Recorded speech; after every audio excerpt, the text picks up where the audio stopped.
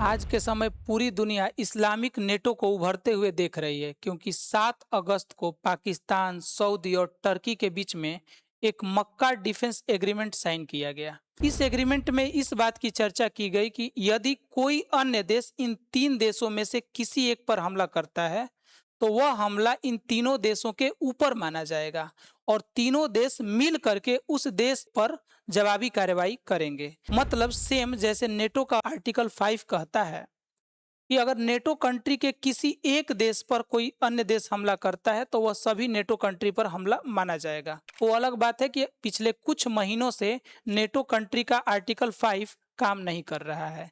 ये इसलिए कहा जा सकता है क्योंकि पिछले 5 महीने से अकेले अमेरिका ईरान के साथ युद्ध में उलझ चुका है और युद्ध से निकल भी नहीं पा रहा है और कोई भी नेटो कंट्री अमेरिका का सपोर्ट नहीं कर रहा है। मतलब साफ है कि नेटो का जो आर्टिकल 5 है सही तरीके से एक्टिवेट नहीं हो पा रहा है। इसको लेकर ट्रंप ने कई बार नाराजगी भी जताई है और हाल ही में ट्रंप ने बयान भी दिया है कि नेटो अब पेपर टाइगर बन के रह गया है।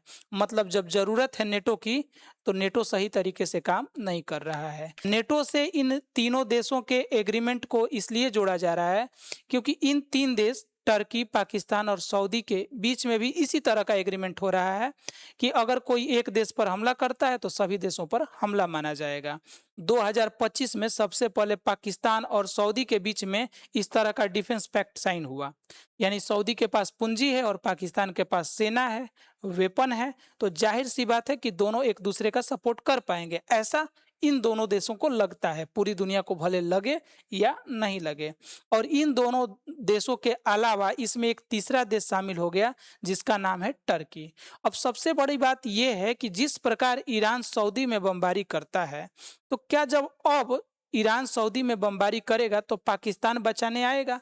क्योंकि पिछले महीनों में जो हमला ईरान सऊदी में करता रहा है उसको लेकर के तो कहीं भी पाकिस्तान ने सऊदी का हेल्प नहीं किया है। देखना यह है कि आगे क्या होता है। ईरान ने इस पर अपना बयान भी जारी किया है और कहा है कि ये बस कागजी एग्रीमेंट है, ये धरातल पर नहीं उतरने वाला है। और इन इस्लामिक नेटो को जो उभरते हुए पूरी दुनिया देख रही है इसका सबसे बड़ा कारण है अमेरिका की विदेश नीति। विदेश नीति इसलिए क्योंकि अमेरिका के राष्ट्रपति जब से ट्रंप इस बार बने हैं पूरे मिडिल ईस्ट में क्या पूरी दुनिया में अशांति बनी हुई है और मिडिल ईस्ट में युद्ध लगातार चल रहा है। दूसरी तरफ अक्टूबर 2023 से जब से इजराइल में हमास हमला किया है उसके बाद से बेंजामिन नेतन्याहू ने भी युद्ध की नीति ही चुनी है और लगातार इजराइल जो है कभी गाजा पट्टी पर, फिलिस्तीन पर, लेबनान पर, ईरान पर, हर देशों पर हमला करता रहता है। कारण यही रहा है कि टर्की को इस बात का डर सता रहा था कि हो सकता है कि इजराइल भी मेरे ऊपर बमबारी करना शुरू कर दे, तो उसने ये पूरा प्लान बनाया और सऊदी और पाकिस्तान के साथ एग्रीमेंट में शामिल हो गया। दूसरी सबसे बड़ी बात यह भी है कि जिस प्रकार से ईरान अमेरिका पर तो हमला नहीं करता है लेकिन अमेरिका के एयरबेस, अमेरिका के मिलिट्री बेस जो मिडिल ईस्ट कंट्री में हैं जैसे सऊदी अरब में, जॉर्डन में, इन सब देशों में हैं, दुबई में है, तो इन देशों पर जिस प्रकार से बमबारी करके अमेरिकी मिसाइलों को, अमेरिकी मिलिट्री बेसों को ध्वस्त कर रहा है, उसके बाद से मिडिल ईस्ट के कंट्री में ये डर पैदा हो गया है कि सिर्फ अमेरिका के भरोसे रहना सही नहीं है। अपना भी एक ग्रुप बनाना होगा जिससे कि हम लोग बच पाएँ।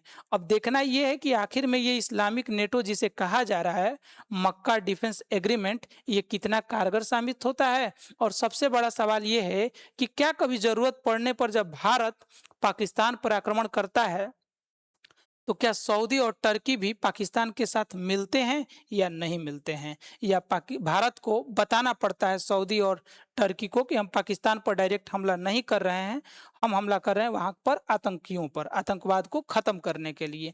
ये एक बड़ा सवाल है और ये देखना होगा कि इस्लामिक नेटो कितना बढ़ता है और इसमें और कौन कौन से देश शामिल होते हैं।